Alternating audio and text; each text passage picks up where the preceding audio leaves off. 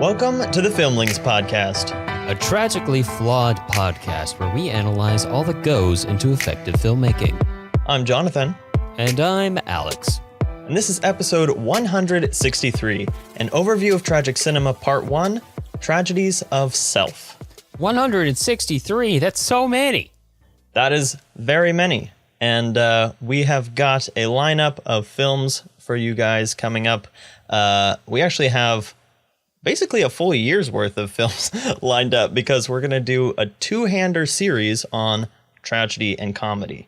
You know, Alex, this is like basics, but we haven't really delved into these like granular atomic elements of story before. So I think it'll be interesting to kind of dig through them, and all films basically fit into these categories, except for surrealism, I guess. Maybe, but I would say surrealism exists within these categories under like the principle of the horizon effect, where it purposely tries to avoid them. Right, it still regards. doesn't exist without these categories, and therefore it exists in opposition to it, and therefore its existence only exists by definition of the thing that's trying to oppose. So it can't exist without it, like you said. But yeah, no, I think it's a good idea to go through these, especially because we often talk about how different genres, different filmmakers, different specific films typically forefront different elements. And we're going to get into those elements specifically, like plot and character and spectacle and all of that sort of thing.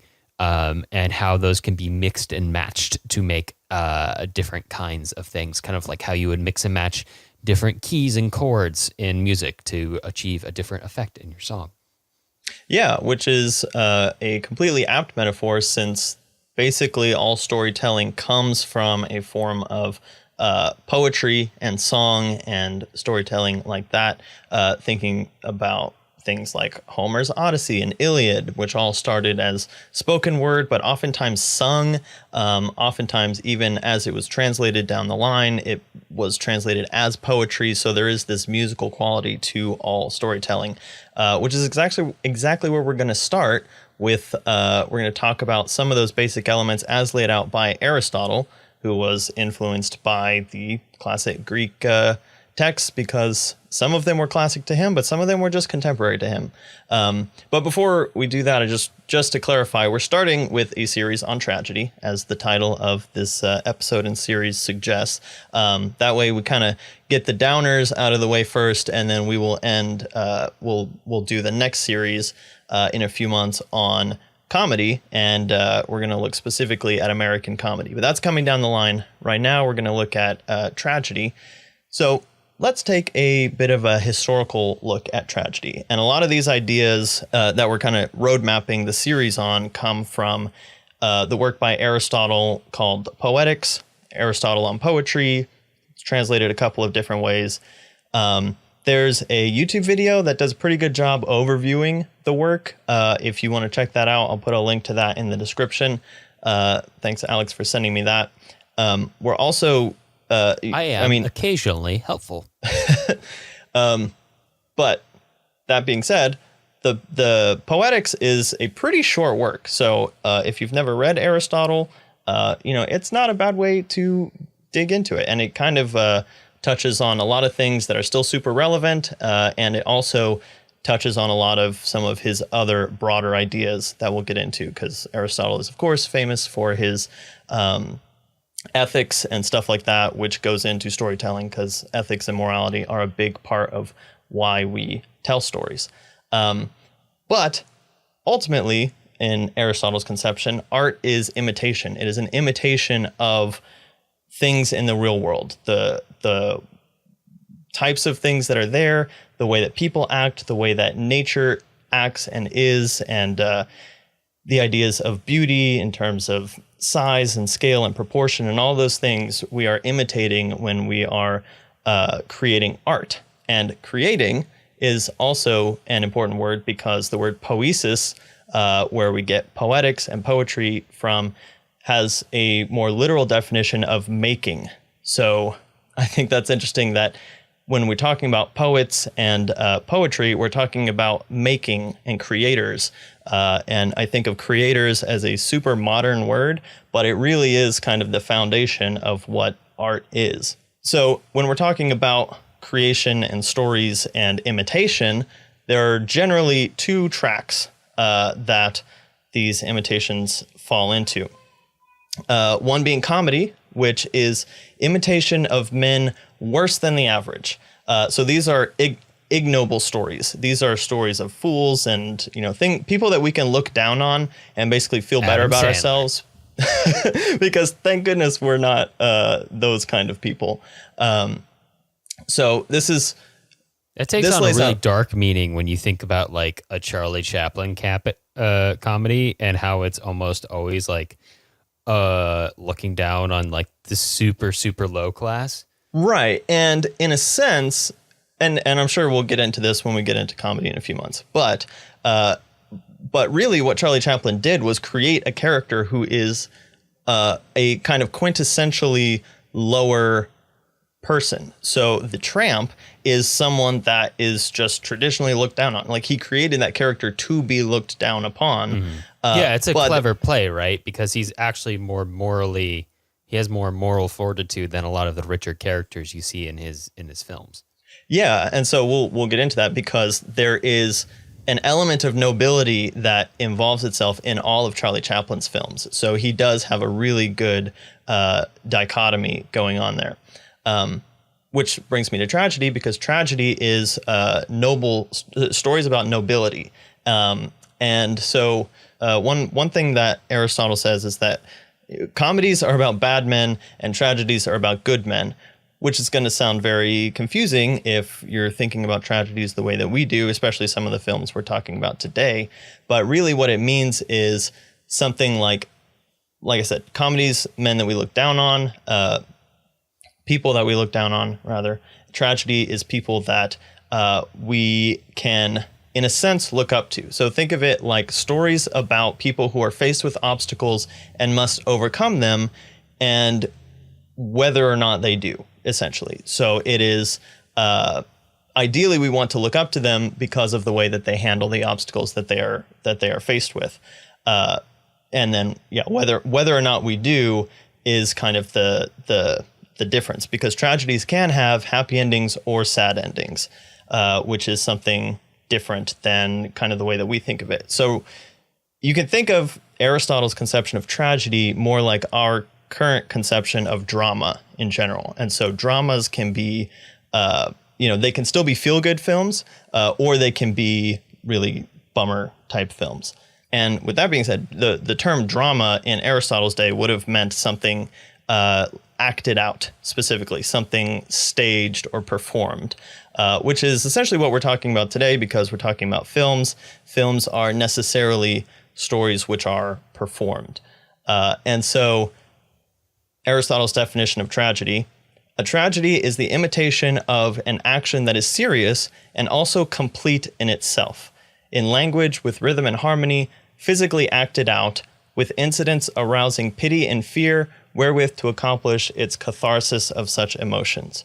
So that's a bit of a summary by myself. And I'm not an Aristotle scholar, so anyone out there who's studied Aristotle for years, I'm just muddling my way through it here. Yeah, don't jump up in the alley. All right, now we come to the most famous aspect of Aristotle's Poetics, which are the 6 elements of tragedy. The 6 elements of tragedy are plot, characters, diction, thought, spectacle, and melody. So to break down each of those, the spectacle is the appearance of the actors on stage. It's how you're seeing the story play out. Character is the moral qualities that we attribute to the agents of the action. And we're going to see that action is a very, very important element. Thought is the logic used by the characters. Diction is the words used to express their thoughts. Plot is the combination of the incidents or things done in the story, the action, the plot. And melody is basically the term coming from music, being pitch and rhythm. A lot of times, again, these ancient Greek stories would be filled with song, so that would come out very literally. So again, drama, tragedy, stories, especially performed, is imitation of action. And Aristotle is really big on this idea that action is the key element of not only stories, but even life. So he says, all human happiness or misery takes the form of action. The end for which we live is a certain kind of activity, not a quality. Character gives us qualities, but it is in our actions, what we do, that we are happy or the reverse. In a play, accordingly, they do not act in order to portray the characters. They include the characters for the sake of the action. So with that mindset, Aristotle says that plot is the most important thing. And if you work it out, it's essentially because I think plot reveals the character of the characters, that is. So he says character and thought are the two causes of the action. So the moral qualities and their thoughts are the two causes of why they do what they do. So the action, what they do, results in the character's happiness or misery at the end. So plot, which is the packaging of all the actions, is the most important story element because the plot reveals the character and the thought. So sometimes thought is revealed through diction, through the things that they say. But ultimately, the difference between what a character does and says is where you find character. And there's a very famous Aristotle quote, you may not even know it came from Aristotle. It didn't exactly, because it's a paraphrase by a historian named Will Durant, but we are what we repeatedly do. This is Aristotle's conception of life and people, and so this is how it plays out in stories. So what you see a character do reveals who they are. Now, a quick note on the word action. According to the version that I'm reading from Gutenberg, the introduction says that the word action can mean both things done or things gone through. So basically, action can be how someone acts or how they fare. So it may seem more accurate to say that tragedy shows how men fare than how they act. It shows their experiences or fortunes rather than, or in addition to, merely their deeds. So when we're thinking about actions, we see action in both the present tense of what they're doing and the past tense of what they've gone through kind of is who they are. But also a lot of times what they've gone through is dependent on what they have done. Okay? So we're going to take a lot of those ideas and we'll be continuing to flesh them out as we go through the series. But we're going to bring that into the world of cinema. And I think nowadays, like I said before, we think of tragedies as being primarily sad movies, which is sometimes true. But again, we're going to kind of keep a little bit of a broad definition of what tragedy is, include some films that aren't necessarily tragic all the way through. And let's redefine a couple of the terms that we just talked about in terms of the cinema and the medium of cinema. And if you watch that video that we're going to link below, some of these are interpreted a little bit differently than the way that I'm looking at them. Neither is right or wrong. And even this work by Aristotle seems to be a little bit of a rough draft. It doesn't feel completely fleshed out, according to Aristotelian scholars. And also he had a whole portion of the work that was going to be about comedy, which was never completed. So this is all just kind of an ongoing conversation about what story is, but it just gives us some good frameworks for how to think about how we tell stories. Yeah, so let's say diction is the script. It is all the things that are said in kind of, it's the way that the story is written. It is the enunciation of the story throughout all the characters. Whereas thought is the lines of each character. I think of thought as the thoughts of the characters rather than necessarily the thought of the author, although those often go hand in hand. So if you watch the Studio Binder video, they think of thought as the themes within the story, which can be true and maybe more accurate. I need to look into that a little bit more. But I think of it as what the characters, what the characters are thinking that comes out in their words. And then almost like an expression of a worldview of sorts, or like a reaction. Yeah. Or the character, maybe the character's own engagement with the plot as we engage with it at the same time. Yeah, but individually to each character. So the thought Yes. is the thoughts of the characters, whereas the diction is kind of the way that the whole film speaks as a whole. Yeah. And then you have the, as Aristotle puts it, the pleasurable accessories, the added things that make the tragedy enjoyable to watch. So you have spectacle, which in this case, I would say includes both the aesthetics, so that can be cinematography, also the mise en scène, which bringing a little bit of our French back, but it's all the things that are in the frame. It's the cinematography, and I would include the score in this as well. It's all the things that give a visceral experience of watching a film. So yeah, I would include score, I would include sound design, and then the melody, I would say correlates to the pacing of the film. So it's the pacing and the emotional highs and lows. So again, if you think of it as music and musical notes where it's pitch and rhythm that create the melody, you have the pitch going up and down, creating those highs and lows, and the rhythm creating the pacing, the speed of the story. So I think if we think about that in story terms, we get something like emotional highs and lows and the ways that that plays out. And, you know, that's where we get terms like the story drags too much or this film felt rushed or whatever. And I think it's really funny because we spend a lot of time talking about the cinematography, the spectacle, the special effects, and all that kind of stuff.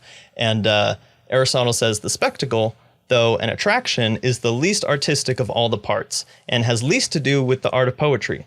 The tragic effect is quite possible without a public performance and actors, and besides, the getting up of the spectacle is more a matter for the costumer than the poet. So I think it's so funny, especially you look at like how concerned people are about using the right cameras and using the right this and that, whereas the spectacle is additional to the tragedy. Essentially saying if you just wrote out the story, it should still be a good tragedy, even if the form has been changed somewhat. But since we are talking about film, we will be talking about the spectacle that goes into watching and creating a cinema. So the way that we're structuring this series on tragedy specifically is looking at the relationship of what I'll call the tragic agent to the protagonist or the subject of the film, because sometimes we can debate whether or not the protagonist is the actual subject of the film. So that tragic agent being the thing that creates the obstacle, kind of antagonist, but sometimes it's less embodied than that sounds. So the tragic agents that we've kind of worked out to go through here are the self, which relates to the self very intimately because it is the same thing. Power structures, which are a little more distant from the protagonist. Providence or chance, which is obviously completely out of control of the protagonist. And then other people than the protagonist, which could be, that's going to be broken up into two sections, which is the way that others create the tragedy for the protagonist, either intentionally or unintentionally. So as we go through these films, and as you're watching all films, pay attention to elements of plot, character, diction, thought, spectacle, and melody, and the ways that they mix, they build on each other. They are, some of them are more essential than others, but they all go in, especially when we're talking about film, which does have a visceral presentation. They all go into the experience of watching, experiencing, thinking about these stories and what they mean, like why we watch them, what they mean for us. Which is also interesting that as Aristotle says that art is imitation, he kind of prefaces that or adds to it by saying that there is a natural human propensity to enjoy imitation. We enjoy imitating and we enjoy viewing imitation. And so just the act of imitation, aside from any other moral qualities, is an enjoyable experience in itself, which I think is an interesting aspect to the conversation of what are films for? Why are we watching them? But with all that background out of the way, Alex, which films are we talking about today? Well, Jonathan, first we're going to talk about The Magnificent Ambersons from 1942, directed by Orson Welles, screenplay by Orson Welles, based on the novel of the same name by Booth Tarkington, starring Joseph Cotton, Tim Holt, Dolores Costello, and Anne Baxter. Some of the theater squad that Orson Welles loves so much, I see. And cinematography by Stanley Cortez. Also, fun fact, was in a large part an inspiration for Wes Anderson's The Royal Tenenbaums. Next, we'll talk about Brief Encounter from 1945, directed by David Lean, written by Noel Coward, Anthony Havelock Allen, David Lean, and Ronald Niam. Wow, a whole writer's room. Based on Noel Coward's 1936 play Still Life, starring Celia Johnson and Trevor Howard, cinematography by Robert Krasker. Then finally, we'll speak about Tar from 2022, directed by Todd Field, written by Todd Field, starring Kate Blanchett like 3 times, and then some other people, Noemi Merlot, Nina Haas, and Sophie Kauer. Cinematography by Florian Hofmeister, and music by Hildur Goandotter. Nice. Who I don't think is the Scandinavian composer mentioned in the classroom scene, but has a daughter name as well. So that was the first thing that popped in my head. But I'm pretty sure it's a different composer who's mentioned in the classroom I didn't even think scene. about that. But I don't think it's intentional. I think it's just a very cosmopolitanly produced film that also happens to be European, cosmopolitanly set and produced. So it's kind of a natural coincidence of sorts. But without further ado, let's jump into the nitty and the gritty, starting with The Magnificent Ambersons from 1942. Jason, take it away. The Magnificent Ambersons from 1942. George Amberson is the spoiled heir of a wealthy Midwest family at the turn of the century. When he returns to his hometown after college, he meets a charming young woman named Lucy, only to find out that her widowed father, Eugene, had courted his mother Isabel before she married George's father. Eugene is now one of the pioneers of the automobile revolution, and his inventions are gaining him wealth and status. Meanwhile, bad investments by George's father before his death mean the Amberson family fortune is in decline. Nevertheless, George has no interest in finding gainful work, rather choosing to focus his attention on preserving the good name of his family by taking his now widowed mother on a long voyage overseas to keep her away from Eugene, after learning that they both still have feelings for each other. All right, Alex. So, to be frank, I put The Magnificent Ambersons on here as a Citizen Kane replacement because when we're talking about tragedies of self, we will not be able to escape the looming shadow of Citizen Kane. But we've already covered Citizen Kane, and we don't recover films on here, Alex. No, we try to avoid that. I'm sure Citizen Kane will come up in conversation because it is the big example of this type of story. Probably still the best one. But yeah, we're talking about stories of tragic flaws, the downfall. And The Magnificent Ambersons has very similar themes, but as opposed to being contained into one man, it's almost spread out.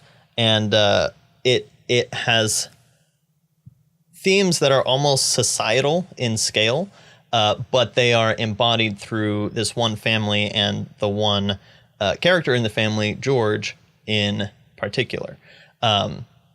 And so it's very different than Citizen Kane, but I got my Citizen Kane replacement at the end of this episode, and we'll get there. I think this is a pretty good connection to the idea of Greek roots. It has elements that feel connected to a Greek play in a lot of ways. The main character's very much a prince, and princes are very common characters in Greek plays. Primed for downfalls because they sit in lofty places. The hubris, the hubritic nature of his character, and enduring multiple setbacks and tragedies to finally learn his lesson. And in the end, will it be enough? We shall see. Yeah, and they really set that up super early with the whole George needs his comeuppance aspect. What's comeuppance? What's comeuppance? Yeah, and so when we're talking about spectacle, Orson Welles has a lot of fun with this film. I think he's already pretty well established with Citizen Kane and stuff. He's still like peak career here before too much controversy has gotten the best of him. And so he's playing with the format. He's got his voice of God narration. He's got characters breaking the fourth wall. He's still very much in theater mode, and you see that throughout the way that the spectacle plays out. You see it in very still framings for long scenes. You see it in just the ornateness of the sets and the costumes. I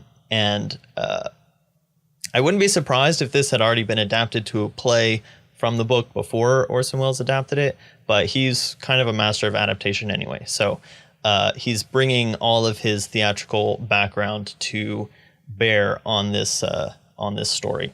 But yes, George needs a comeuppance. We get very early that he's spoiled brat. He comes from this very rich household, and everyone knows that he needs to have a downfall. But we're going to stretch out that downfall for a very long time.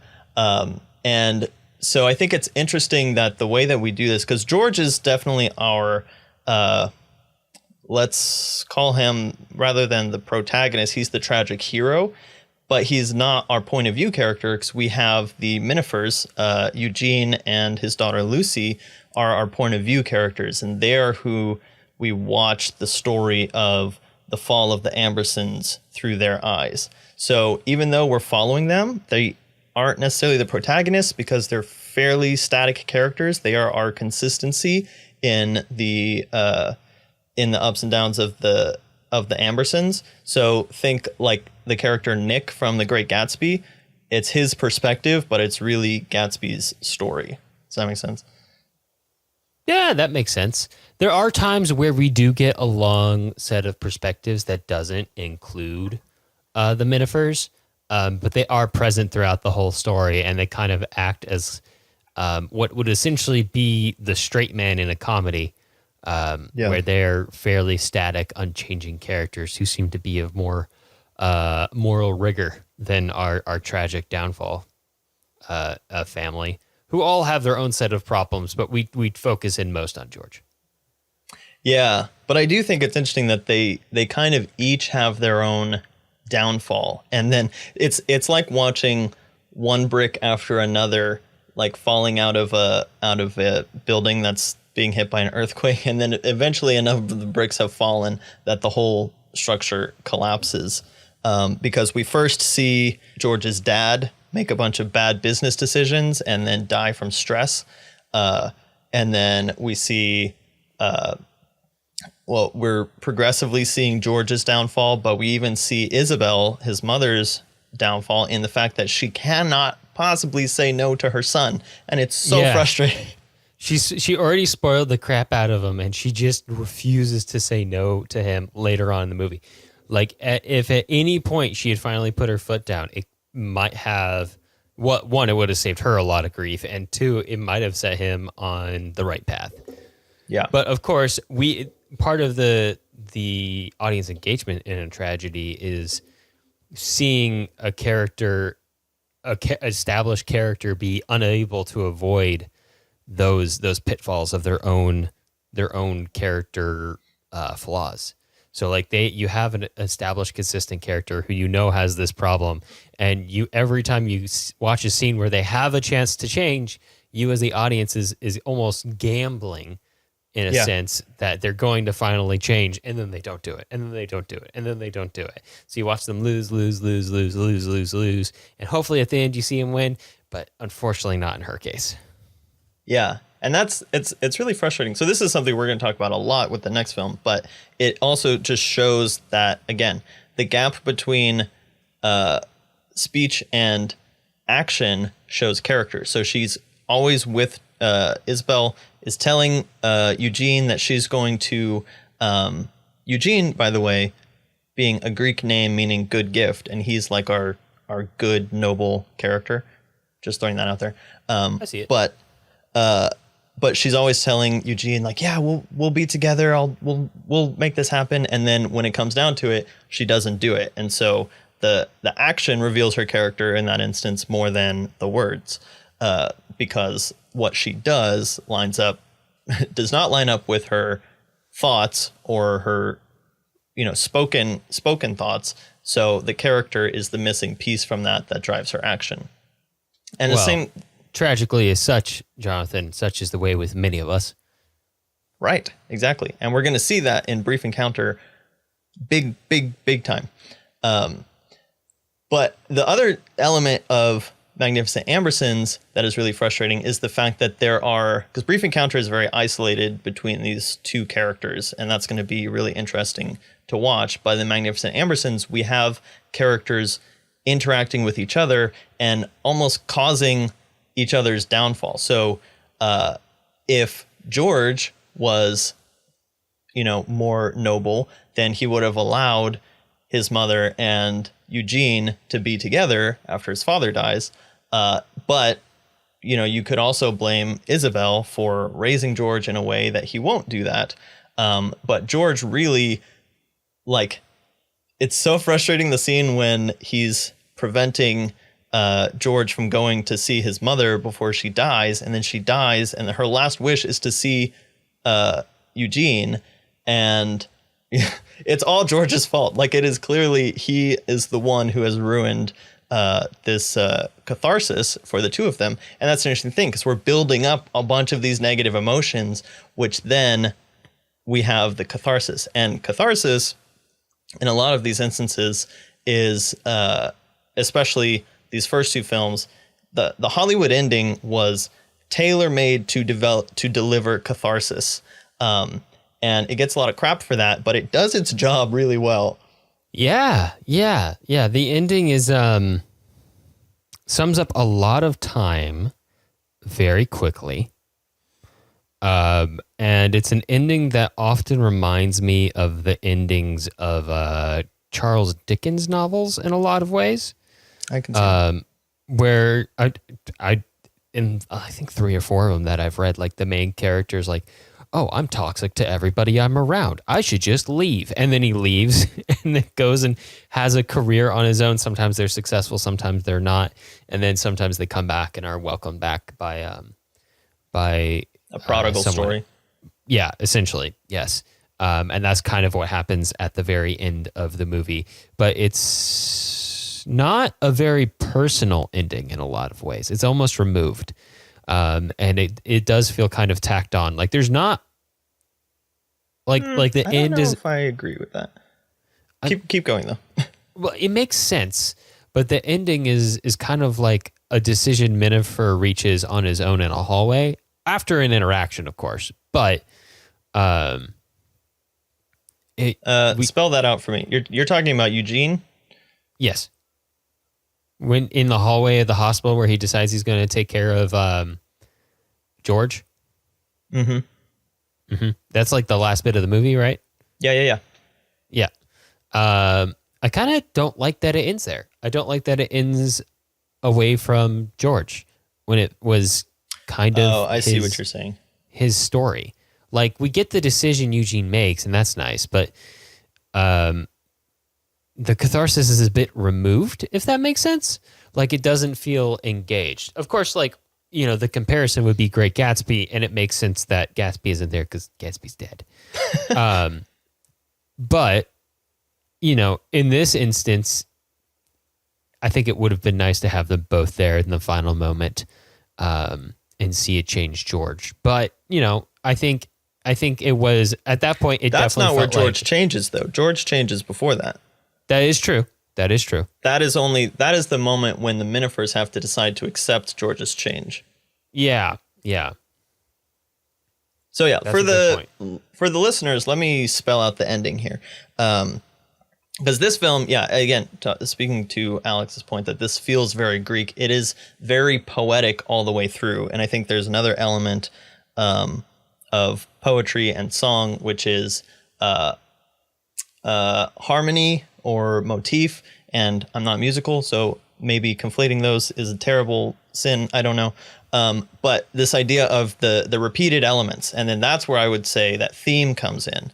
And so the repeated elements build themes and stuff like that, but they also create harmony and kind of this unity within the story. And so what we end up with is after the Ambersons have lost all their money, they're very poor, and then George has broken down to the point where he's willing to get a job, and he needs so much money that not only is he going to get like a respectable job, he was going to try and get a job at a law firm, but he wouldn't get money fast enough. So he has to get a lot of money really quickly, and he decides to go take a really dangerous job working with some kind of explosive chemicals or dynamite or something.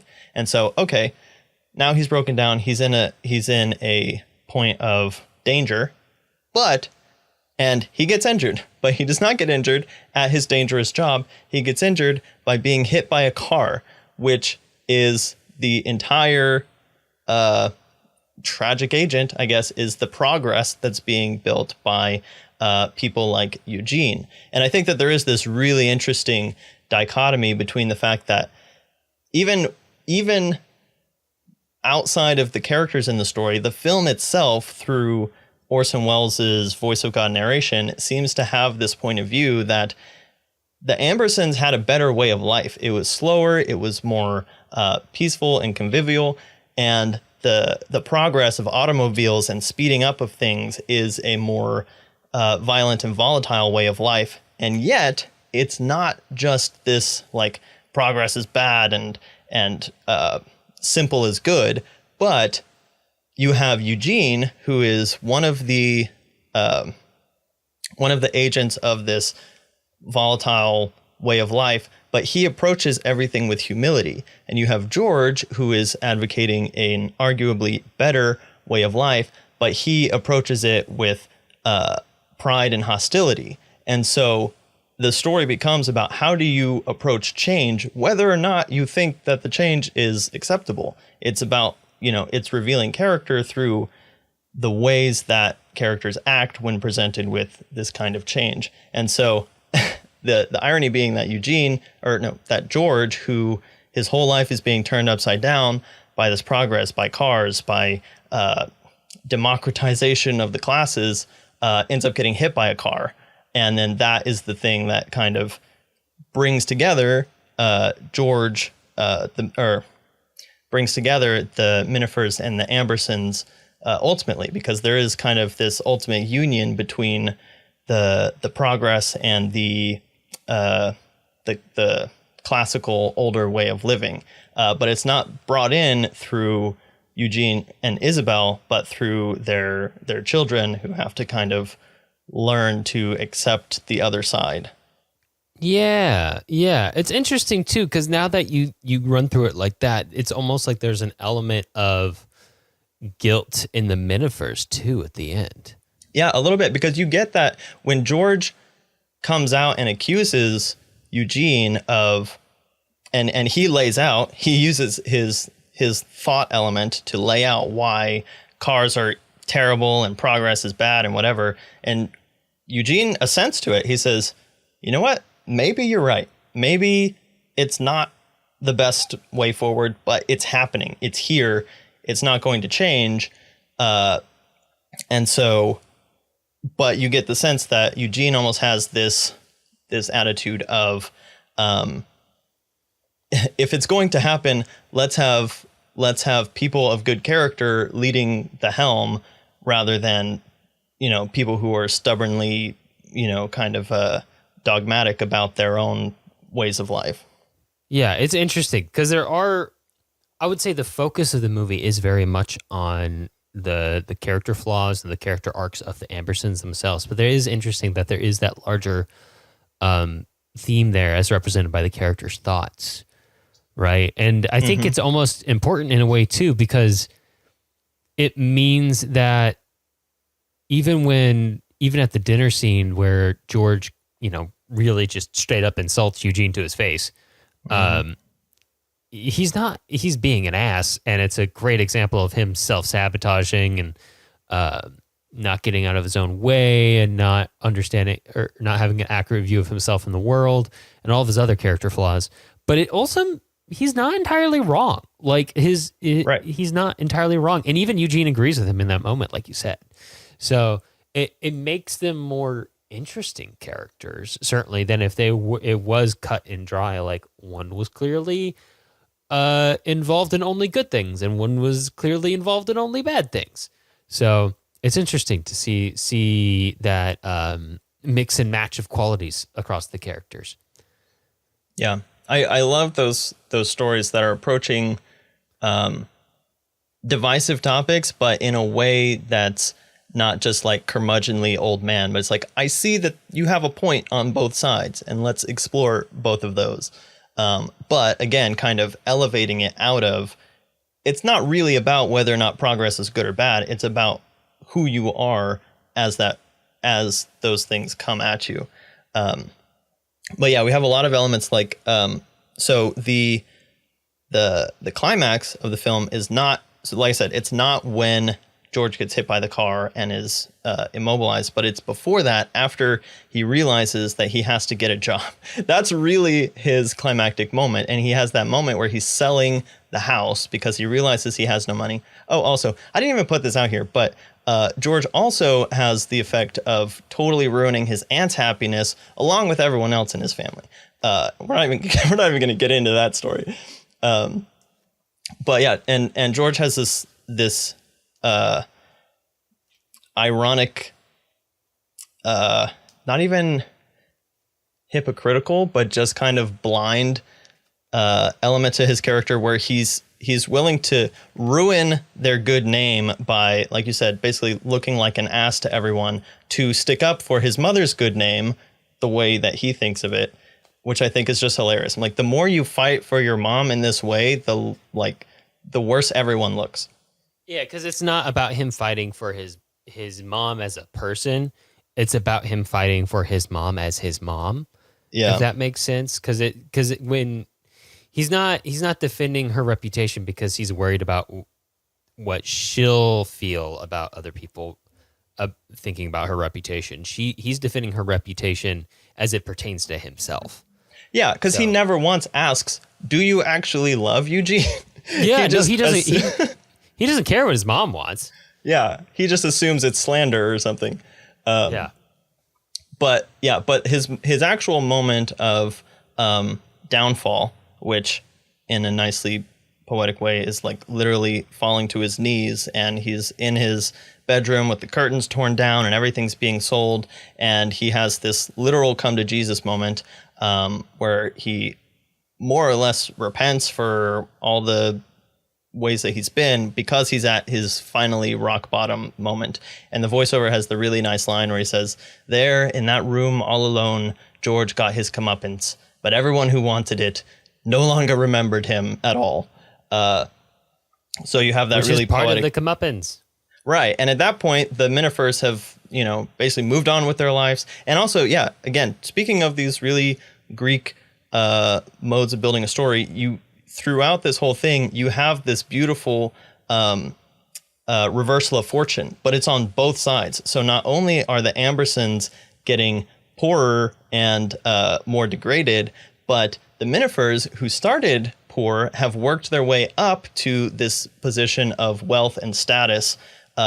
And so by the end of the film, they have completely reversed their stations in life, which is just so poetic. So everything about this film is integrated and works out really well from a literary perspective. And again, it comes from a classic novel, but now I think this film is probably the way that most people know the story. Yeah. I would say this is probably the more approachable way to access it. Yeah. And I think I have been thinking about that going through this series, is that I want to it's difficult to only choose films that were made for the medium of film, but what I've been trying to look for are films that are kind of the primary mode of knowing the story. So as opposed to something where like the book is still considered a classic and then they made a film of it that may or may not have been very good, but these are like the original story may or may not at this point be irrelevant because the film has such a huge share of the cultural imagination. And again, this is not like the most famous film for people who aren't film buffs, but I think it is very worth noting, especially when talking about tragic films and golden age Hollywood filmmaking, because this is a prime example of the way that they integrate these elements of poetry into the story. Yeah, that's a good point. It's a good example of how it's manifested into this point in storytelling history. All right. Any other thoughts? Had you watched this one before we talked about it? I've watched this one before. I watched this one back when we were doing the Orson Welles episode. Yeah, I think I did too. I don't remember the ending. I think this one and Brief Encounter, like I forgot how like Hollywood the ending is, but also the endings are very poignant in both of the films. But yeah, they definitely benefit from a rewatch, having gone through the whole story and then being able to think through like how those endings and those themes are being built up as you go.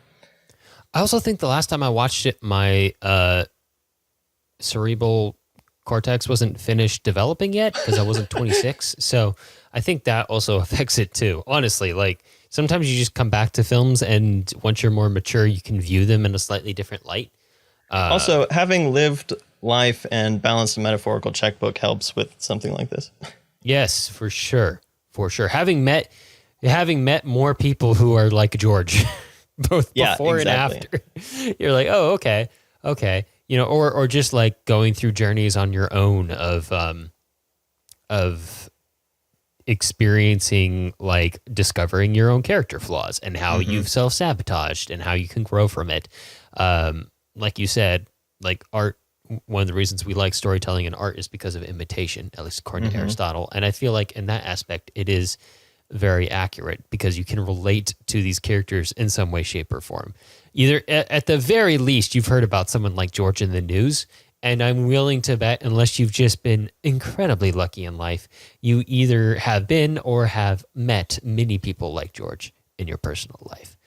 And not to mention, there are 100 small ways that you probably are like George, especially in today's day and age where progress just seems like it's always happening faster and faster. And so you could redo this film with George being upset about AI or whatever, and you could like feel those emotions yourself or know someone who is feeling those emotions about just the way the world is changing, and how are you going to handle that and approach it? Exactly. Yeah. There's a million examples that it's appreciable to. I mean, as humans, like we're so good at pattern recognition that in a well-told story, it's very easy to relate it in some way, shape, or form to something you've experienced, right? So again, like we're getting into with the tragedy course, I think we're getting into why stories tick so well with us as humans.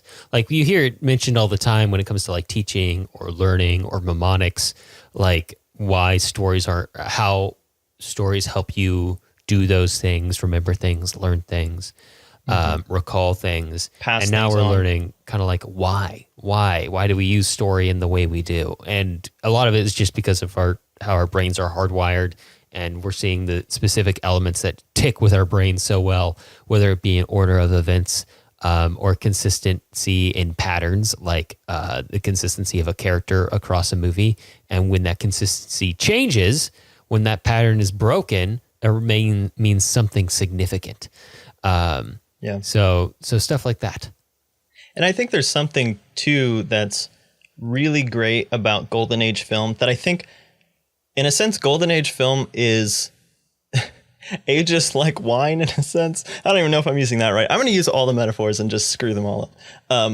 But there's this sense where I feel like the fact that this is, I mean, it was even a period piece in the 40s, but you know, it was progressing towards the 40s. But the farther removed I think we are from the culture that the film is set in, I think the easier it is to look at it with a, that fable gloss on it. Like you're able to impart more of the modern experience on it, the more removed you are from the actual experience. So like when we talk about Brief Encounter next, it is a very fable-like story, but I don't know how much of that is because it's set in this like this English setting and these old-timey ways of things that just almost just feel like stand-ins now, whereas they might have just felt like normal parts of everyday life, which is why I think that Tar is going to be great to talk about, because it's doing that again, but in our modern clothing, if you will, literally. Yeah. Yeah, very much so. So let's bring this over to Brief Encounter from 1945. Jason, set us up. Brief Encounter from 1945. On a routine outing to do some errands in town, Laura Jessen, a loving wife and mother, has a brief encounter at a train station coffee shop with a young doctor named Alec, who helps her get a small piece of grit out of her eye. Later in the day, they run into each other again at a restaurant in town, where they share a meal together as all the other tables are occupied. Having enjoyed each other's company so much, they fall into a routine of meeting each Thursday and passing the afternoon in a variety of activities whereby they eventually fall in love with each other.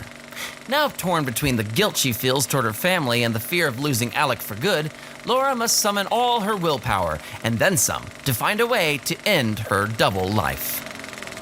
Alex, someone, if we had a listenership, someone might go back and count up every time we've mentioned Brief Encounter on the show. It does come up a lot, yeah. And not covered it. Our it references is so to influential. it are brief, but they are many.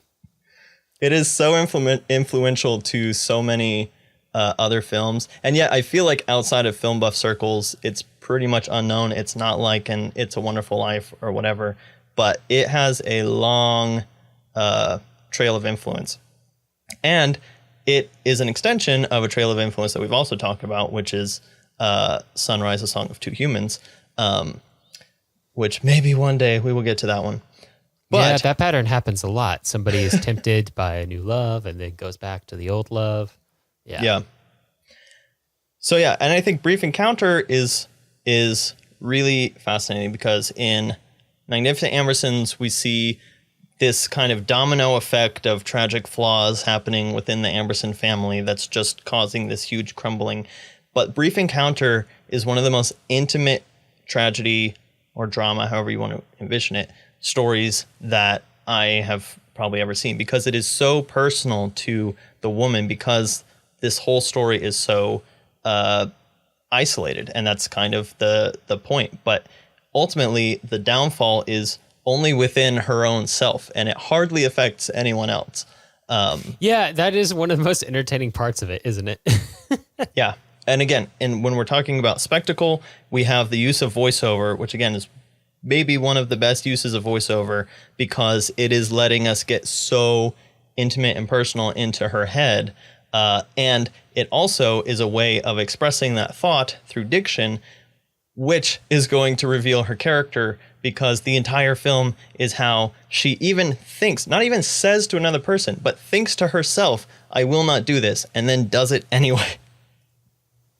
Yeah. You know, I think it's interesting too, because I think they kiss once, maybe more than once. That's right. I think once. But for the most part, I would describe what happens as like the pinnacle of an emotional affair, and like a really deep one. And how much it just messes with her head. It's so interesting. And I think a big part of it too, that I think helps I think might help explain part of it up until this point, might be that she kind of feels like a character on autopilot until she meets this guy. And then suddenly the regular rhythm of her life that she's just been following falls apart. It's very interesting. And that's one of the main things that I think one of the reasons we keep coming back to this movie is just because it is so fascinating. And so I don't want to say sympathetically, but empathetically presented, where you kind of start to understand her, how literally she's inside doing her this. head. Yeah. It's so interior. in its life. I guess you could say the thought element is huge in this film. Right. And it's interesting because I think that Noel Coward, who was a very prolific writer, he did a lot of stage stuff, and so this had already been running on stage before it was turned into a film by a very green David Lean, before he got into all his epics and stuff. I think it's hilarious that like David Lean's most notable films are Lawrence of Arabia, Dr. Zhivago, Brief Encounter, which looks like if he was the director of Lawrence of Arabia beforehand, he could have done Brief Encounter like in a weekend. Yeah, I was about to say, where's the other hour and a half of this film? But this one is where he really made a name for himself because it is so well directed. It's so intentional in every moment. But I think that one of the changes, Noel Coward, again, was involved in these changes, but the film takes the woman's point of view, and that's the main thing of the film. But I think that the stage play was supposed to be much more split between her and Alec and their individual stories. But I think taking her point of view really sells the film. It gives us someone to really latch on to. And also, it interestingly probably changed the perception of Alec, because Alec almost feels predatory is too harsh of a word, but I think you get what I'm going at, because he's very intent on having this thing happen that she doesn't want to happen. But he's not forcing her. He's not using coercion. Yeah, he never forces her. Yeah. Yeah. She at every point she has the ability to back out, which what makes it a tragedy of herself. But Alec is definitely more invested in the affair than she is. I think you get something similar from Alec. I think one of the reasons why he seems more invested in the affair might be, one, gender norms, like having relationships more driven by male interest. But he begs a lot. Traditionally. But the other thing might be that we're not getting his internal monologue. And at a few points, we do hear mention of it, where he mentions feelings that essentially mirror hers in a lot of ways, where he doesn't want to be feeling those feelings, but he is, and he feels the need to act on them at the same time. And I think what we're seeing is just kind of like the way that manifests in, especially within the confines of like a movie romance of the 1940s, in addition to the gender norms of the 1940s. It just looks different in a female character than a male character.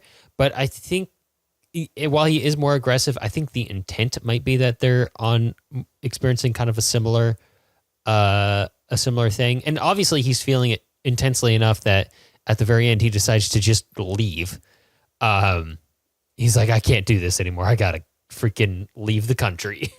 Well, so that's a little more nuanced too, because what happens is, and this is the way that I see it. So in my mind, what happens a lot is Alec is like, please come back. Please see me. Please. We have to keep seeing each other. She's like, no, we can't keep doing this. No. So it plays like in Sound of Music. I'm like, yes, yes, yes. No, no, no. It's like literally that, the movie.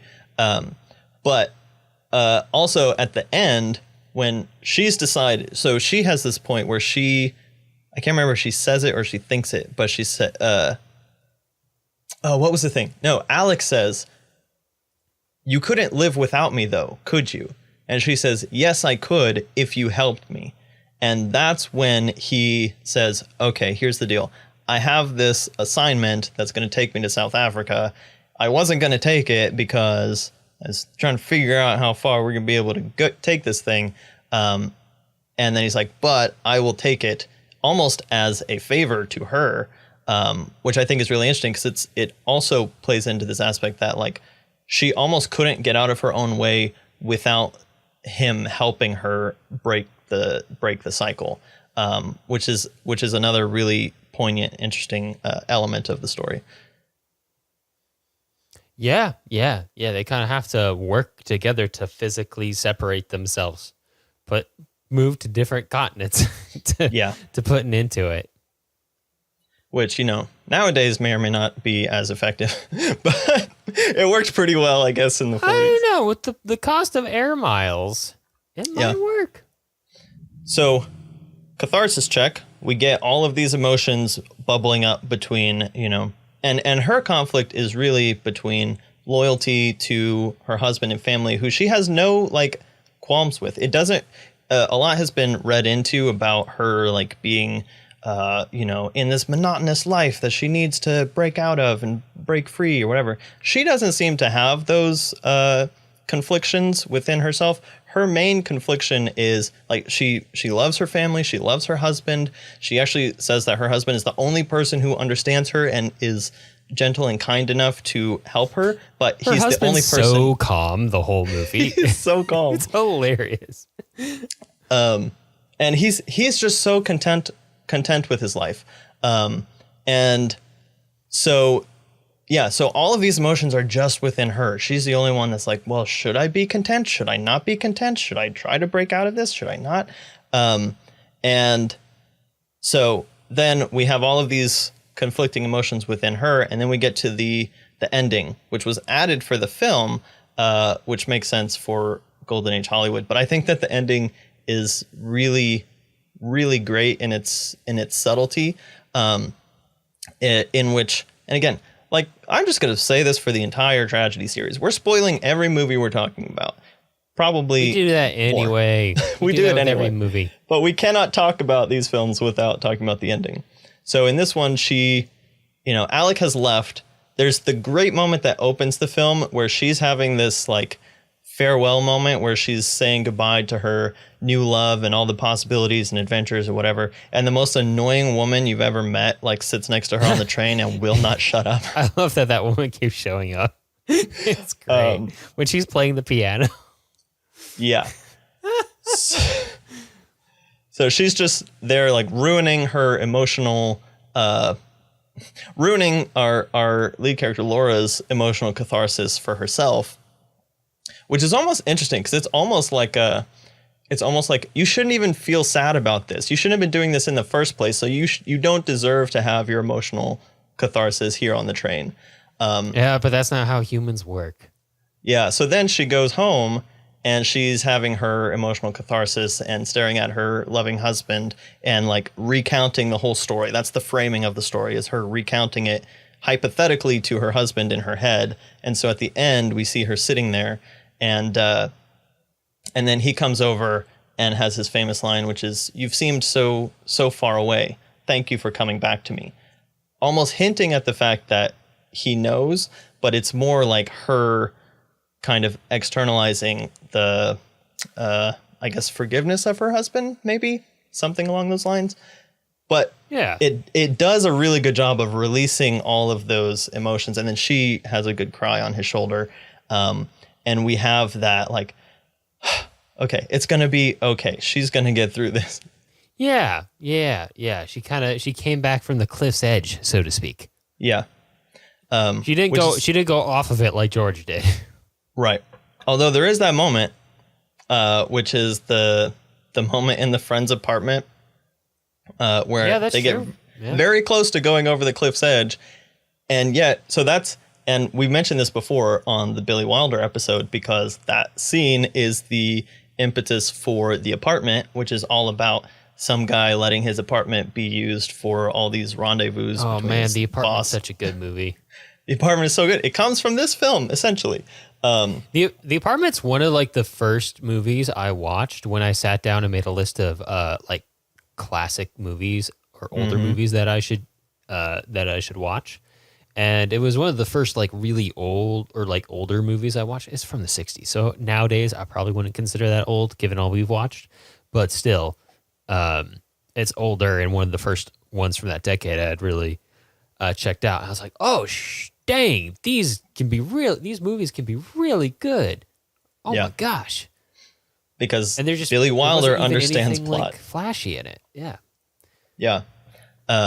Because Billy Wilder understands all those elements that go into story, and he was able to see them all in Brief Encounter and then carry them into his own little headcanon spinoff.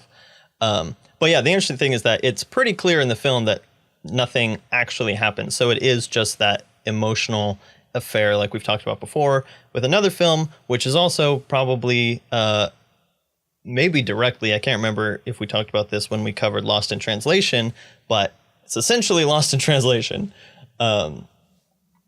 And yeah, so we have that Hollywood ending. But the thing that I find very, very, very fascinating about this film and its legacy as a film and as a staple of cinema is that the film lives its own double life. You can watch the film as a moralist or a deconstructionist and still find a lot to enjoy about it, because the ending is very clear that she has chosen, she has fought tooth and nail to stay loyal to her husband, essentially. And yet there is a lot of basically displaying this breaking of social norms, this kind of relishing in the freedoms of, free love or whatever, which are not necessarily espoused by the film, but can still be taken as a track. So there are people who see it as like a triumphant forbidden love story, and people who see it as a triumphant message of stability. And everyone can find something to like about it, no matter which track you take of it, which I think is fascinating because films are not usually that unifying in that way. Yeah. I mean, again, like, I think the film doesn't focus on a moral verdict. It focuses on a moral conflict and portraying the internal life that goes along with that. And because of that, because of that thorough examination without an objective verdict, you can read into it how you like and in the way that best suits your own worldview, which is interesting. Yeah. And it kind of does come down on the side of loyalty to the family. But the fact that most of the film is what we usually call the fun and games section is her enjoying the emotional affair. There is that enjoyment in the imitation of the forbidden love, which takes up the most of the film. And so that, I think when I rewatched this film, I didn't remember how much it turned around on the other side, because I just remembered a lot of the, them going on their escapades or whatever, having fun and stuff like that. And so it's interesting that you can find all that enjoyment and then basically just kind of lop off the ending and take it either way. But the story itself is so, like we've been talking about, it's so intimate and it's so boiled down to basically just these two characters, and everything else just serves to move around the characters. Again, think of it as a stage play. You have two characters essentially in the center of the stage, and everything else can move around them, and you still get the same idea. And then you have a couple of side stories that kind of mirror their story. You have the peasants who are essentially having their own affair, and they're just having fun with it. The train station characters. I love the train station characters. Yeah. So the one guy played by Eliza Doolittle's dad from My Fair Lady, and then the lady who's serving the coffee, and they're like clearly having an affair and joking about it the whole time, while Laura is like undergoing mental duress about her not even consummated affair. And so there's all those little things, again, that go into the motifs and the themes and the harmony. But we're going to see this same story, because it is parabolic, if you will. We're going to see this same story from multiple different angles throughout this course. We're going to see the affairs from different characters' point of views, essentially. And so based on the way that we're structuring the course, the way that you move the central character changes what kind of a tragedy it is. And since this one is so internal, it becomes that tragedy of self, because she's the one kind of getting in her own way at each point because of her own internal character flaw. But from other characters' point of views, it takes a different vantage point. Yeah. The point of view is incredibly important and all across all of these films, right? I mean, especially even down to the fundamental idea that, like, human character flaws are most visible to people who don't have them. So like it's hardest to see your own flaws, but other characters will almost always spot them. Maybe sometimes too late, but yeah, it's interesting. Also, I just want to point out that for some reason, she's able to stay at that train station till like 3 a.m., I think she says, and her husband doesn't ask her about it. Yeah, what is she doing in the freaking city all day? Like, my assumption is that she doesn't really do anything. Like, her kids seem to be taken care of, and her husband probably makes enough money for them, and she's just kind of like idly wealthy of a sort. It sounds like maybe she takes the kids out to do things sometimes, but it seems like she has an awful lot of time to just run around the city doing almost nothing. Well, the setup is that every Thursday she goes into town to do her errands. So she goes shopping, she does groceries, she gets whatever she needs to in town because they live a little farther out. So that's why she has to take the train. That's what isolates her. But it's one day a week that she has kind of carved out to do this. And then that becomes their routine. And so we never see the rest of her life, but presumably she's with her family the other 6 days of the week. And Thursday is just the day that she goes out. Ah, so everything just happens on Thursdays. Everything happens on Thursdays. Yeah. Ain't that the way of it? Watch those Thursdays, guys. All right. Do you want to go into Tar from 2022? Let's get tarred and feathered. Tar from 2022. Lydia Tarr is at the height of her career as she prepares to conduct the Berlin Philharmonic Orchestra for a recording of Mahler's Fifth Symphony. But juggling rehearsals, promotion of her upcoming memoir, teaching classes at Juilliard, writing an original composition, and managing family life with her wife and adopted daughter becomes complicated when news breaks of the recent suicide of one of Tarr's former protégés. Faced with allegations of ongoing sexual misconduct in a new media landscape that threatens cancellation at the slightest provocation, Tarr quickly finds her world and the image of herself that she's meticulously curated turned upside down. Man, I just find it so funny that she's written a book called Tar on Tar in this movie. Like at the start, like, in case you're wondering if she's up her own butt a little bit. Yeah. Yeah. Usually books that come out that are called so-and-so on so-and-so are written by people who have interviewed that person. And so it's like Peter Bogdanovich sits down with Orson Welles and they talk about Orson Welles' career, and then Peter Bogdanovich calls his book Wells on Wells. Not Wells writing a book about himself, although I'm sure he probably would have done that.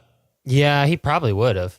Yeah, so Tar, we are jumping many decades. But I think, again, part of the idea is to sort of establish these categories and then see them as they play out over time. Because hopefully these ideas are kind of timeless and universal. So we're trying to pull ideas, or we're trying to pull films from a range of time periods and a range of countries and localities. Again, when we get to comedy, it's a little more local. The ideas of humor are a little more specific. So we're going to narrow it down. But here we have Tar, which is modern modern as can be, really. And it handles the most modern tragedy, which is scandal. Scandal is the thing everywhere now.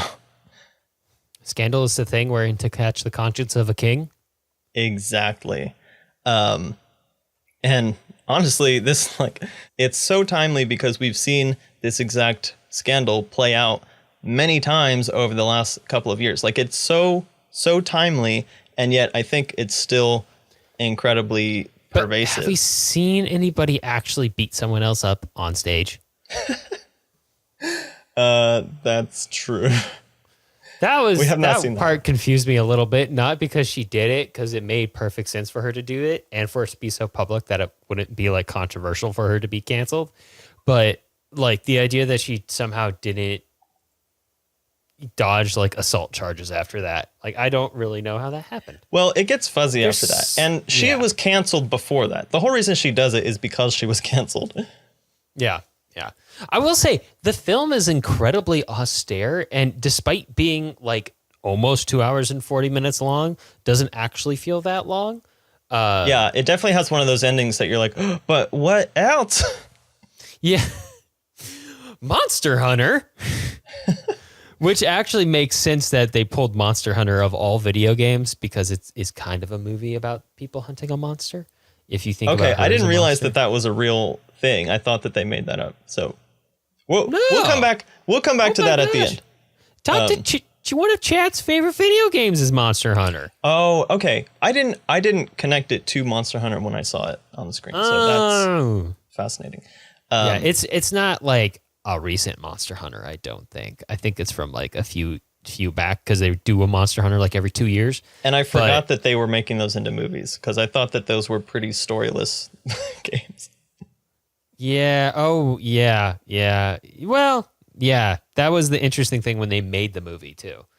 But yeah. Interesting. Okay. We'll circle back to that. We're not doing the Monster Hunter series yet. Oh, that'll be after they make 10 more of those. Yeah. Anyway, let's talk about Tar herself. This is our modern Citizen Kane, which is how I'm conceptualizing it. Do you disagree with that, first of all?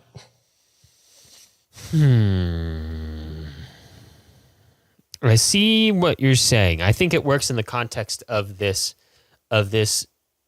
analysis of tragedy, but I think if you tried to make that comparison without the context, I think it might fall a little short.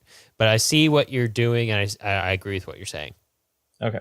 I think that it's kind of abbreviated because, yeah, Citizen Kane covers his whole life, and that's the whole point. And this is a very much a slice of Tar's career. But it has a similar, like, she comes to the height of public attention and then falls.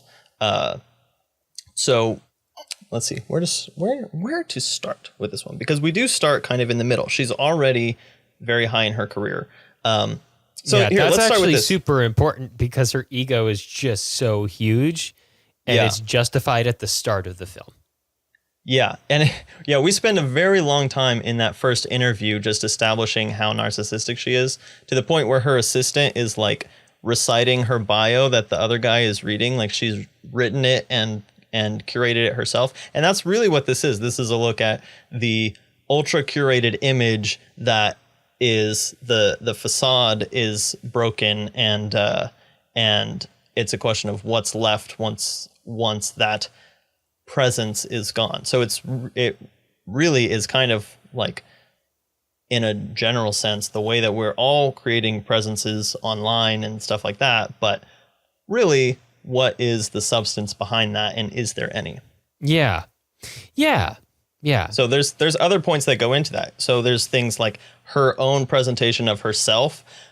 She kind of glories in this fact of her being the first woman to, I don't remember what she's the first woman to, but like be the composer of the Berlin Philharmonic Orchestra. But then she turns around and will basically use her gender as a tool. She turns around and says to the little girl that's bullying her daughter, "I am Petra's father." So it's like, she is whoever she needs to be. She is not the one thing. And she dresses very masculinely. She has essentially, again, the fact of the way that her scandal plays out is a scandal that we've seen a lot recently, but it's a typically male type of scandal and fall. And so it's really interesting that it's being portrayed by a female, embodied in a female character. That's important too, because I think what you often see with those scandals isn't necessarily an inherent flaw of happening to be born and identify as a man. I think it's a flaw of power. And I think that's what we see here. And I think the reason why you see it with men as much is because of the historical like power imbalance between the genders. Yeah. So you see, more men have more power, and so men become more prone to these foibles.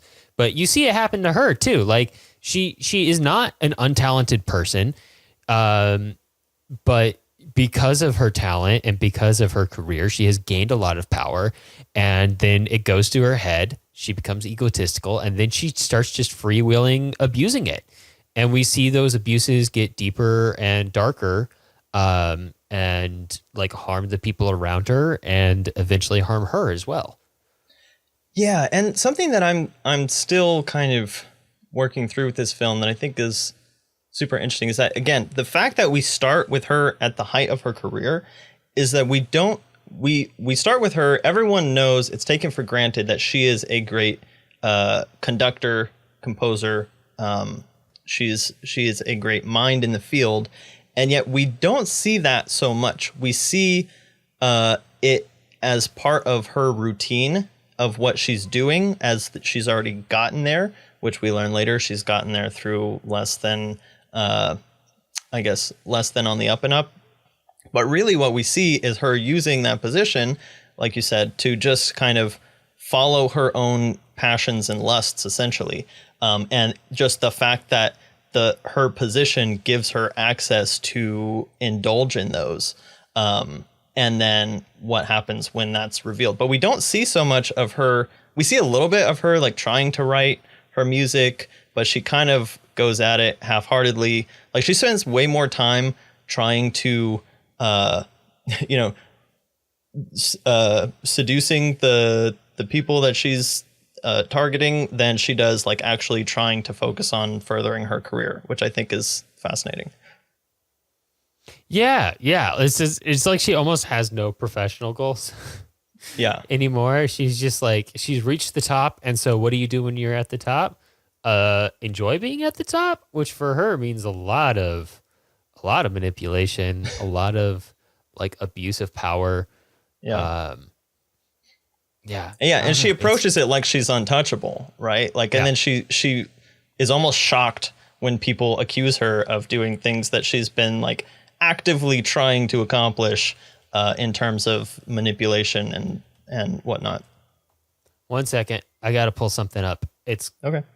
It's called The Narcissist Prayer.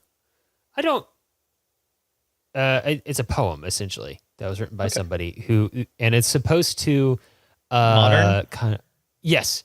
And it's meant to kind of establish the thought process of a narcissist. And I think you see Tar, wonderfully acted by Cate Blanchett, by the way, as she always does, establish this. And it goes, that didn't happen. And if it did, it wasn't that bad. And if it was, that's not a big deal. And if it is, that's not my fault. And if it was, I didn't mean it. And if I did, you deserved it. That's the tagline of this film.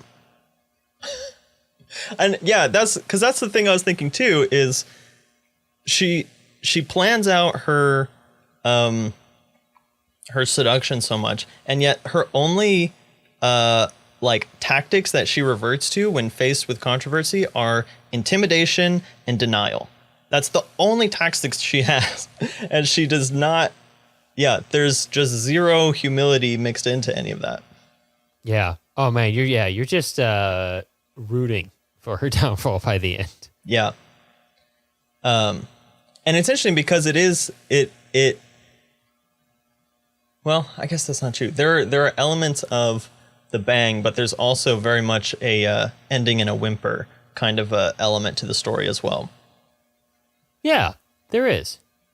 Because she doesn't she doesn't like go away, which is one interesting thing about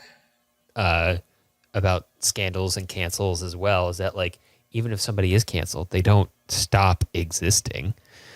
Well, I would almost argue that.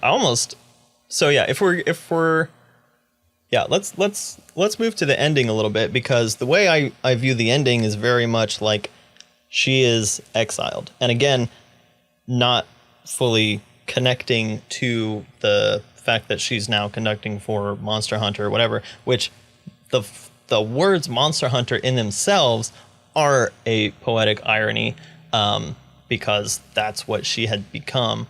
But that final image of panning across all the Comic-Con fans or whatever with their like alien looking makeup and stuff like that, it just felt like she's now been completely alienated. She has exiled herself to a different world as she goes to I don't remember, Thailand or Indonesia or whichever. I believe the Philippines. Is it the Philippines? Yeah.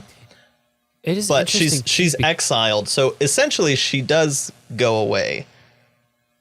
What we witness is kind of like And I think this is relevant to what we see towards the end when she finally goes to her childhood home and you find out that she's kind of been a bit of a poser the whole time, where she's adopted like this whole fake persona named Lydia Tarr instead of her very mundane America name. Which was Linda or something. Yeah, and the last name was also started with a T, but it was also really like simple and like a typical like American name. Like it was not, it didn't have an accent mark on it or anything. And you see that like what we see is kind of like the death of Lydia, the death of that ego that was a monstrous to everyone around her and kind of self-sabotaged her as well to a large extent. And the rebirth of Linda, who's kind of been like locked away. I mean, even the scene where she goes back and watches a tape that she watched as a kid and has a medal on that she got when she was ostensibly very young. You know, it's kind of like regressing to that childhood moment and the moment where the place she was before when she shed her previous identity and set off to be Lydia and be this big composer and went down this horrible narcissistic path, and that self that she was so in love with kind of died due to the cancel culture, and now she's doing something else. And I don't entirely understand the implications of the end. Like it's intentionally vague on details, and I think it's that way to avoid a quagmire of plot at the end when you don't really need it there. But my guess is that conducting a live scored version of the Monster Hunter movie is not something Lydia would have done, but it might have been something that Linda would do now. Yeah, so that's interesting. Sorry, keep going. And it's a performance too that is not about her, which I think is really interesting. Yeah, because all of the orchestral scenes and performances are very much about her, right? I'm still not convinced after watching this movie that composers actually do anything. Feel free to come after me, composers. But you mean I feel conductors, like I assume. Conductors, yeah, composers obviously do stuff. I don't know if conductors do anything. Like the musicians already know the music. What are you doing? It's like what? They rehearse. Like bands perform without conductors all the time. I don't get it. But that being aside, obviously the way the camera moves and works, it's not about the musicians or the music. It's about these big dramatic movements and the conductor putting on this performance and being all about the music and really intense, and often reflects her inner life and conflict that's going on at that moment in the movie. But all of those scenes were very much about her and her hand waving and stuff. If you're going to be conducting a live score for a movie, nobody's looking at you. Yeah. Nobody's there for you. They're going to enjoy the music and they're going to enjoy the movie, but they're not looking at the conductor. So that's something it has an element of anonymity to it that I don't think Lydia ever could have tolerated. But I think the newer version of Linda, the rebirthed version of Linda, could. Yeah. And it's interesting because she goes, before we know what she's conducting now, she goes and she starts her rehearsals with her usual line, which is, now let's think about the intent behind this piece. And then you realize it's like a score for this, sub-rate video game movie or whatever, presumably. That, again, as we discussed, may or may not even have a story at all. So it's like, what is the intent? It's just to entertain people, I guess. But that's her main mode. But it's also interesting that she does harp on this, like, let's get to the intent of the author and the emotion that they're trying to convey, because then she also is very big on the fact that as the conductor, she can shape that herself. Like, she is in control of what that intent is and what that emotion is. And again, it's about her being in control. She says, time starts with me. I start the time. You can't do anything without me. Which I think is great for that the punching moment, because they start without her and she's hiding in the bathroom. And then she goes and has that moment where she punches the other conductor who has been wanting to be her protege the whole time, and he's like begging her to see her sheet music and stuff like that, and she won't allow it because she's so prideful or whatever. But then like the score ends because this fight just broke out, and there's the moment where they mark on the music, which I guess is like, oh, this is as far as we got and we had to stop, but it's basically the mark of the cross. It's like the moment where she crucifies herself in front of the public, and then goes to her through her story of, which I think is really interesting, that if like the way I see it as the ending being an exile, it starts with a homecoming. She has to go home, and then she gets exiled to this kind of alien world that's alien from everything else that she has known, in a sense, because she is very well established to have been kind of a world traveler and multicultural and that kind of thing. But it still feels like the type of work she's doing is alien from the classical, very highbrow type work. And I do think it's interesting that in terms of that ending being a little ambiguous about whether or not, about how she feels about the new position that she's in, you get a few hints, but it could go that either she has kind of repented and is now content in this new position as like okay, I deserved this, or she could be just fuming at this, like, this is the only thing that I can do, and she's just so angry. But you don't really get a clear sense of that, which is a very much more modern way of approaching an ending than the Golden Age Hollywood types of, which affects the catharsis, right? Because then you're left with like, wow, well, I don't know exactly where my emotions are supposed to be at this point. So it's definitely a different kind of experience by the time that the music cuts to black, or the film cuts to black. Yeah. And that's the thing too. You never really know the effect. And especially because even throughout the film, especially because Tar is such a liar, and I get a sense that she's a liar to herself as well in a lot of ways. You don't really know how she's feeling. You can make some assumptions. There's one moment though that I think is really, really strong, which is when she smacks her face on the concrete, because that was great. That was although very, I do want very cathartic. I do want to touch on some of the mystical elements that I haven't totally wrapped my mind around, but the masseuse moment, I think, is the strongest indication of her.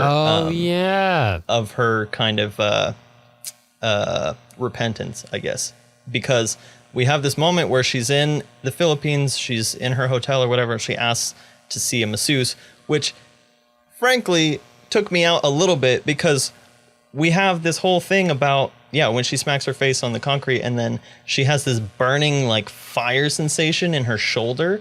And so it seemed a little weird that she was asking for a massage. But maybe Jonathan, she went. Yes. You do know they weren't actually just going to give her a massage, right? Yes, I understand that. Okay, cool. I just wanted to make sure we were on the same page. Okay, but cool. The point is, she has pain associated with physical touch now, which is part of her comeuppance. But the fact that she goes and now is face to face with this, what she's been doing the whole time, where she has her pick of women, and she's just like face to face with, all I have to do is raise my hand and choose the woman that I want. And very reminiscent of the auditions, right? Yeah. And then but that emotion hits her full force in the face, and she like runs out and vomits.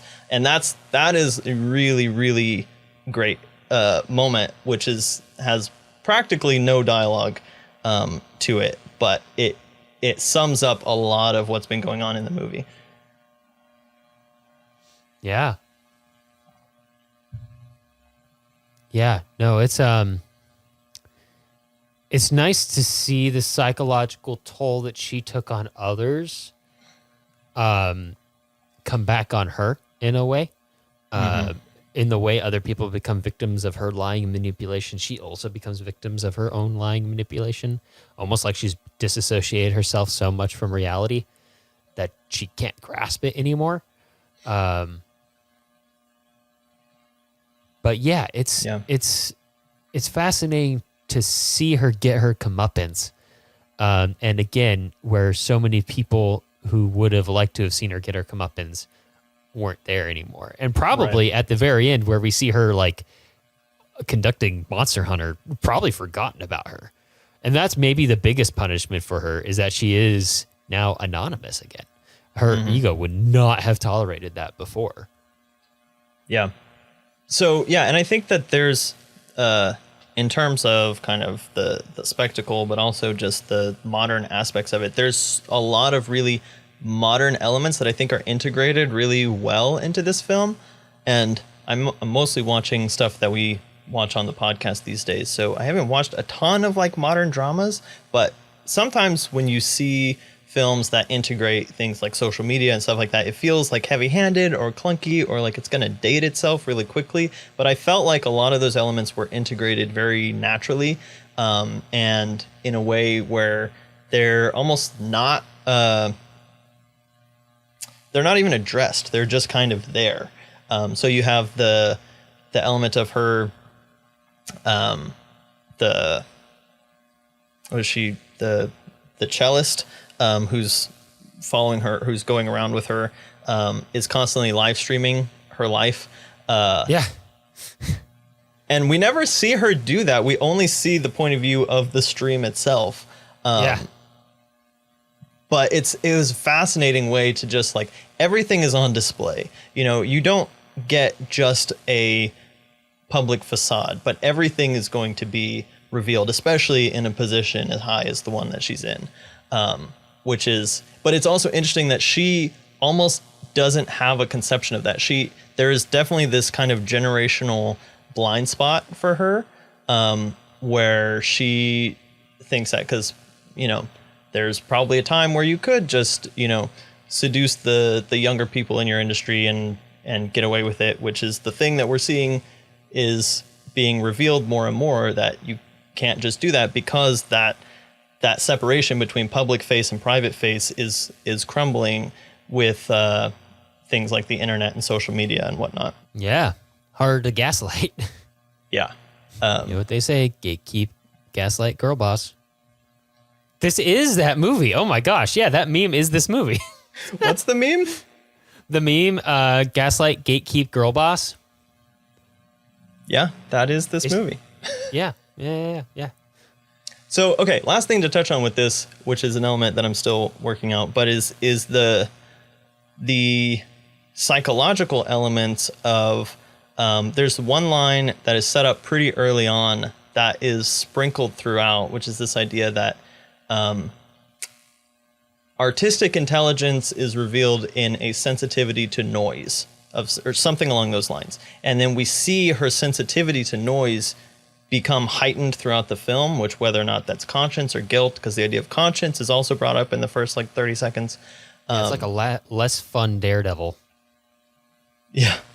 But so she gets this, like, she wakes up in the middle of the night. And I think that's really fascinating, this element of she's trying to compose this music. She has no ideas.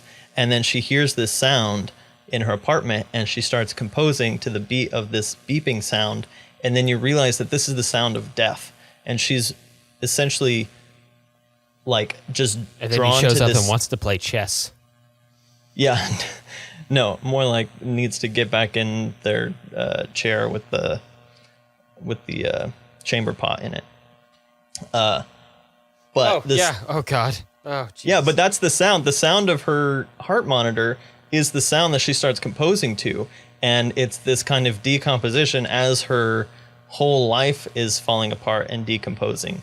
But she has this such a aversion to like actual human contact that by the time she has to help her neighbor get her sick mother up off the floor, she has to go and like take a complete shower because she's so disgusted by such an intimate human contact.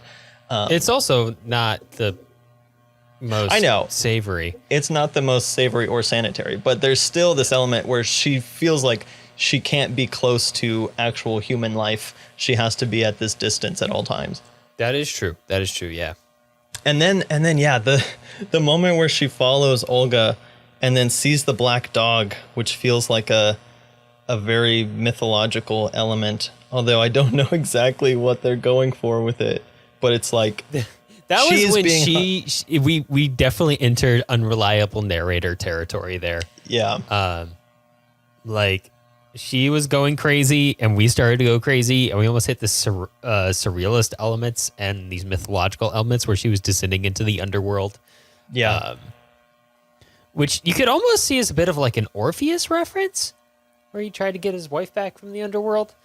But even that is like giving way too much credit to her applied obsession with the new cellist. Yeah. And it's not exactly a critical point, except for the fact that she's, I guess, trying to follow the cellist to her room or of some sort. But Yeah. The other element that I always bring this up, and I don't know how often it actually applies, but anytime I see an old lady randomly show up knitting stuff, I can't help but think about the fates, the Greek fates. And so the babysitter is just there all of a sudden knitting, and I'm like, oh, your fate is doomed. Yep, it's universal, man. Also, Lydia feels like a very Greek name, although I don't know if it associates directly to I mean, it is Greek, but I don't know if it directly relates to a certain character or not. Oh, that's right. Lydia is a synonym for the name of Persia. Persia was also called Lydia. Oh, interesting. And it means beautiful one or noble one. I'm now looking at a list of characters named Lydia. There's a lot. There's a Lydia in Handmaid's Tale. Oh, there is a Lydia in one of the Dungeons and Dragons original settings from like the 70s and 80s, who is a goddess of music. That's pretty close. Dungeons and Dragons probably feels akin to Monster Hunter. I was about to say there's a video game reference at the end. My guess is that the director might be a bit of a nerd. And classical music I and video game references. Yeah. I don't think there's any chance he's a nerd. Yeah, exactly, right? And that's not an obscure setting either. The gods that are used in like Greyhawk and Forgotten Realms often bleed into the other settings as well and are the ones you'll see listed in the PHP. Actually, now that I remember it, you will see Lydia listed in the player's handbook for 5e. So that would be my guess. That would be my bet. Okay. So that is Tar. Anything else on that one? No, I mean, it's a fascinating movie. Again, I'm just so shocked how fast it moves for being how long it is, which again is something I'm always appreciative of. You cannot let your movie drag if you're going to be over 2 hours in length. The other thing that makes that impressive too is that it's a performance piece, right? So it means that the average shot length in this movie is really long. It is very long. Shots really long, typically pretty wide. And yet within that, the thing that keeps it interesting and keeps it moving is Cate Blanchett's performance. It's a performance piece. Yeah. Very much so. That's the forefront of it, and it works. I don't remember how this performed at the award show that shall not be named, but I believe Miss Cate Blanchett received some nominations and perhaps an award for it as well. And the last thing that I want to point out in terms of that melody, the pacing and stuff like that, is it's also very interesting how much of the important parts and things happen off screen. Like there's a lot of reading between the lines that happens in this film. Almost not to this extent, but along the lines of Vivre sa vie, where it was like just seeing where they're at next, you get a sense of what has kind of happened in the gaps. So like there's things of the suicide that happens all kind of off screen, and there's things of a lot of the seduction and stuff like that happens all off screen, and her like leaving and bringing the girl with her. We don't see her invite her or any of that kind of stuff. So a lot of that is kind of just we're following along from the ride, and some of that is because it is very focused in perspective on Tar's perspective. So we're only seeing things that she knows, but sometimes we're skipping over time and still filling in those gaps. Yeah, no, it does. It does kind of almost take on certain episodic elements, even though the plot is all connected. I don't think you really ever get a firm assertion of how much time passes. You just kind of gather it through the performance. Again, that's the guiding light here. So yeah, and I will say that one of the elements of the tragedy is that tragedies follow an action, and so there's Aristotle is very big on having a beginning, middle, and end. And so one thing I think that's interesting when looking at modern films is like the fact that everything has to be open-ended in order to allow for sequels or whatever in certain types of films, blockbusters and whatever. But when you're looking at something like Tar, it's like we're following the action of her conducting this one piece by Mahler. So we go from the beginning, they're about to start rehearsal, like in a couple of days. They go through the rehearsal process. She gets scandalized and everything falls apart to the point where she disrupts the actual performance, which is taken over by the other guy. And then we get just enough of denouement of her exile, as I've been calling it. But it's still all within this realm of the scope of this one performance, this one section of her career. And so it ends when that performance is over and she's moved on to the next thing. After the curtains close and all that. Yeah. Okay, so Are there curtains in the orchestra? Not in that one she was performing. No, just punches. Just punches. Lights out. Curtains up, lights out. There you go. Okay, let's move on to overall notes. And keeping on with Tar, because Tar is, as we've been saying, it's a character study. And pretty much all films that we describe as character studies fall under this category of tragedy of self to some degree. And not necessarily that they all end badly, or in, as Aristotle describes, the character's end state is one of happiness or misery. And so they don't always have to end in misery, but we're following this one character and evaluating their character. And it's really interesting, again, this dichotomy between plot as the most important story element, because plot is action, but action ultimately reveals character. So the plot is important insofar as we understand the character by the end of it. And so there are so many films that fall into this category. Yeah. Yeah. I mean, I would say every film falls into this category in a way. I mean, these are like the fundamentals of storytelling that we're talking about here. But some films are more character study than like ensemble, or that's true. Yeah, some are about sweeping historical event, and the historical event is what we're evaluating or whatever. But these are focused on a character or a handful of characters that all resemble each other or foil each other in some way. Yeah. Yeah. Connected around a theme. Yeah. Or similar thoughts, even if they're contrasting, and examining them through the viewpoint of character based around a plot. Yes. Yeah, that makes sense. Yeah. And it kind of goes back to what we talk about, where not every film is going to do all of the elements that go into filmmaking, or not going to have all of those as their top priority. We're going to have some prioritized over others. For instance, like in this one, in tragedies in general, especially as you describe them, Jonathan, I would say spectacle takes a back seat. As compared to a blockbuster or historical epic, you know? So I see where you're getting at there, for sure. Yeah. And I think it's important, again, to pay attention to what the plot says about the character when you're watching these films. So again, like when we're looking at where Tar ends up conducting for a film score based on a video game, what does that, and again, action can be what characters have done or what they've gone through, like how they fare. So she fares, well, goodly or badly, by ending up in this kind of lower conductor position.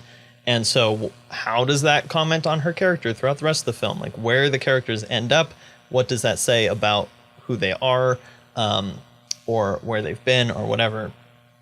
And so that's just something to keep in mind as you're watching these stories. And then again, like we've been talking about, there's also the gap between the thought and action, which also reveals the character. So what they say compared to what they do, if you subtract the two, whatever you're left with is the character, the moral quality of the character. Yeah, it's interesting because we are kind of examining characters often through their worst moments in tragedy. Typically. And that's kind of, and you could argue that that's unfair, but I would argue that's kind of the point, right? How does the character react in the most negative situations? And in that situation, though, is maybe where you could help find like the definition of what marks tragedy as a genre, instead of comedy. Although you can't make that 100% black and white. And as we kind of alluded to in Brief Encounter, but I think there's another really interesting element in terms of looking at the ways that the characters change, and when their kind of moral compass shifts, and then their actions are being driven by a different makeup of character, I guess, because that's ultimately, the definition of a protagonist is someone who changes over the course of the film. Where they end is different than where they started, in the way that they approach life or the way that they take actions in Aristotle's language. But looking at these types of films, pay attention to how many of these characters change of their own accord. It almost always takes something or someone external to them to force a change on them. And so that's essentially what we're talking about with the tragic agent. Well, in this one, if we're saying the tragic agent is self, it's a little misleading because there's still something happening to them that makes them have to change or face themselves in a way that gives them a different perspective or a different set of rules by which to conduct their actions. Yeah. I mean, and that's the way you have a movie, right? Like, if a person is able to change on their own, then you don't have a movie. Yeah. You kind of have to have that as a conflict, right? It's almost like in a lot of ways, it is man versus self. But even then, to overcome oneself, you often need outside perspective or outside pressures in order to change your behavior. Yeah, it's almost like you're getting in your own way, but you can't even see it because you think that what you're doing is what you want to be doing, but it's not gaining you your actual ultimate goal. And so you have to be kind of like hit in the face with, no, what you actually want is something else that's going to take a different track to get towards. But someone else has to, versus what you need. Yeah. But someone else either has to point that mirror at you or kind of assist you in that change. So and I think it's interesting that in Brief Encounter, like, she literally needs him to take the initiative to move across the world for that. Whereas in Magnificent Ambersons, it's like everything is there's nothing of my old life left, even before he gets hit by the car. And then Tar 2 is a lot kind of quieter, but things just keep getting taken away from her. Like, all the scandal stuff happens in the background of Tar, which is, again, that reading between the lines. But she just like ends up in a court deposition and all this stuff while she's still trying to go about seducing her cellist player and all this kind of stuff. But ultimately, she, like the Magnificent Ambersons, everything is taken away from her. She ends up at home, like, staring herself in a mirror. Or this famous conductor, I think it was Bernstein, was like through this old tape speaking to her and telling her, wake up, feel your human emotions again. Yeah. Yeah. That's a good point. You know, this public scandal is there, but she also blows up her personal life quite effectively too. So, Alex, what kind of tragic films are we talking about next time?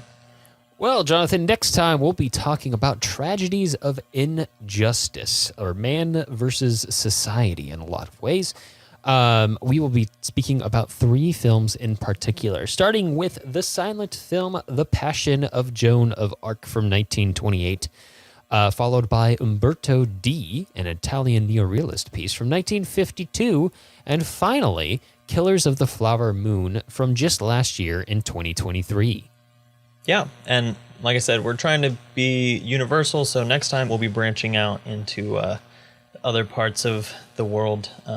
And again, talking about films that we've referenced a lot but have not covered, and some more new stuff. So I'm excited. Yes, it'll be a time, and we will be there. Well, that's about all the time we have for this episode. To find links to things that we talked about today, as well as a complete list of past episodes and all 498 films we've covered so far, visit thefilmlings.com. You can also join us for ongoing film discussions on our Discord server. And to stay posted about upcoming episodes, follow us at The Filmlings. Summaries for this episode were recorded by me, Blue Jay. You can discover everything I do at thebluejayproject.com. If you like the show, let us know. Leave us a review on iTunes so other people will know what we're all about. We definitely appreciate it. Talk to you next time. All right, see ya.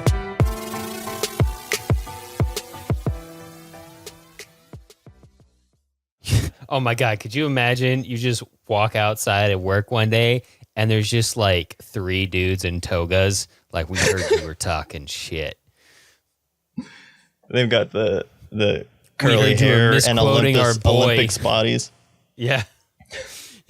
Yeah, they got the Greek wrestler bodies and a bottle of wrestling oil, and oof, I would run. And a scroll. A scroll. We're going to quote to you while we beat you up. Oh, gosh. Okay. Prepare for a Greek education.